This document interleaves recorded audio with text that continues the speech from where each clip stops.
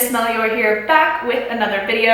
And before I get started on this video, I just want to say how amazed and excited I am that there are now 30 people subscribed to this channel. When I last checked, which was a week ago, there were only 20 people, so that is a huge jump in such a short amount of time, and I felt like I just had to step it up, which is why we're in a new location for this video. I think I'm just gonna film in different places around my apartment for these next few videos, and then we can all decide which is the best. And speaking of last week, it was the first time that I missed uploading a video, and I'm gutted about it. I will do better, especially now that there's 30 of you. I was going to upload an eco-friendly materials guide so that when you're shopping, you know which fabrics to avoid or get secondhand and which ones are more eco-friendly. But then I decided that it's more of a blog post than an entire YouTube video. So if you are interested in that, I will link it down below. I'll also just link my blog. And if you didn't know, I also have an Instagram account where I put bite-sized information in the form of like infographics. So on all three of these platforms, Instagram, my blog, and my YouTube channel, I post different content. So it's best if you follow me on all of the platforms so you can get all of the information that I'm putting out weekly. We are joined this week by my trusty companion. You want to say hi? Okay, you can go back to chilling. Okay, so today's video, I'm going to be talking about how to have an eco-friendly closet in just 5 simple steps. So step 1 is to know the basics. I will have an entire video on this going up next week, so if you're watching this and I've already filmed that, it'll be linked in the description box. But in addition to that video, here are all the resources that I can recommend for you to get started learning about the fashion industry and fast fashion in particular. Why is this step important? Understanding the atrocities of fast fashion can be a huge motivator for staying away from these brands. Once the burden of knowledge is upon you, you will be personally responsible for condoning these practices by the fast fashion industry by not giving your money to them. Once you understand the evils of fast fashion, you'll be more compelled to find alternative ways to shop, which I'll get into in a minute. Step 2 is to prep your wardrobe. It's very important that you have an understanding of your personal style and what you already have in your wardrobe.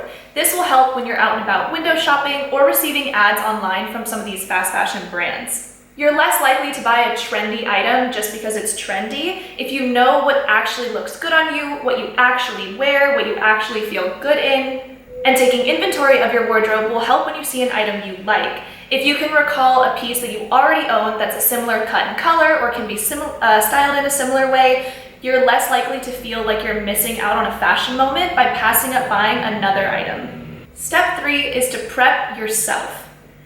Why is it that we feel the need to constantly buy new clothing? Validation.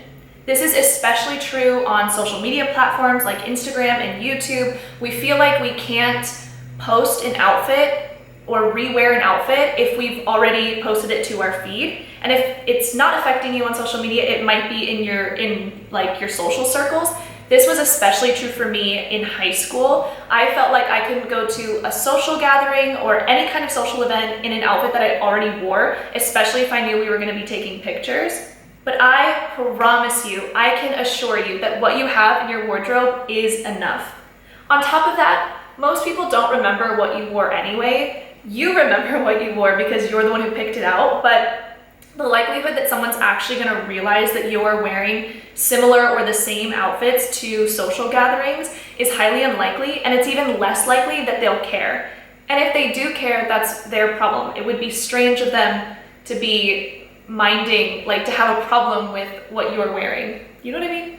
Getting dressed for social events is a lot easier than you allow it to be when you just throw your hands up and think, oh, I have nothing to wear. Because in reality, you have an entire wardrobe of items that you can curate. You just have to get a little bit creative if you don't want to outfit repeat. But I think the most important thing about prepping yourself is changing your mindset on outfit repeating. There is nothing wrong with wearing the same outfit again. What you have in your wardrobe is enough. You are enough without more clothing. Step 4 is to adopt the proper practices. So the first thing that I would recommend for this step is to do a fashion fast. And what I mean by a fashion fast is to not buy anything new for a set period of time. I would recommend about a month. This is a mental reset and it proves to you that you do not need to shop as much as you previously felt like you did. It proves to you that you have enough in your wardrobe to get through the month with different outfits, and it proves that you don't need to constantly shop to be fulfilled.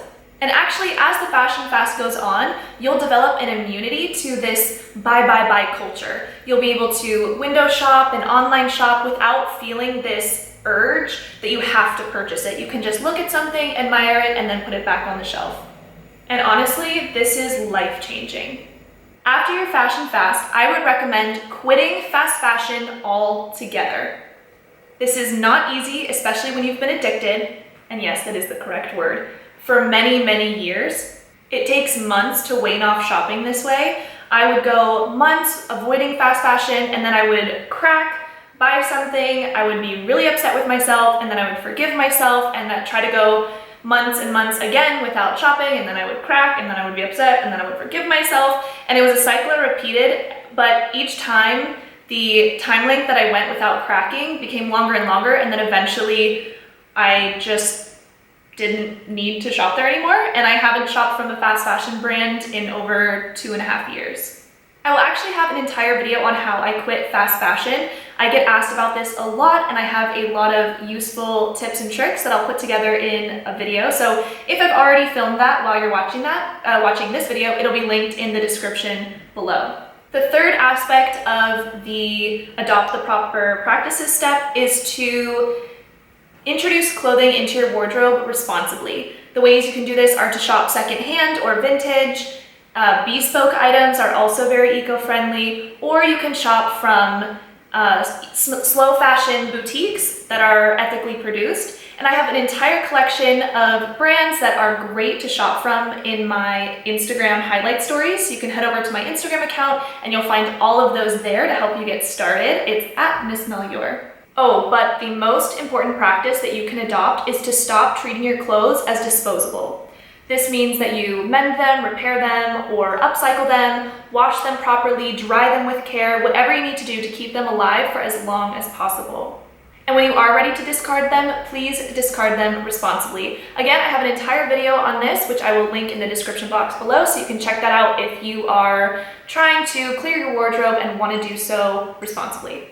And finally, step 5 is to just continue with this mindset. Congratulations, you are officially a conscious closet owner. Remember, this whole process is a journey and we are all learning as we go along, but don't give up even if you occasionally give in, because together we can change the fashion industry for the better by showing fast fashion brands that we don't condone their practices. I hope you found this video useful. If you go through these steps and are successful, please let me know. You can write it in the comments below or DM me on Instagram. I love chatting with all of you guys who follow me over in the DMs on Instagram. So yeah, I don't really have anything else to say other than I'm super excited about all 30 of you, and yeah, again, I hope this video was useful. These are the 5 steps that I went through to get a conscious closet.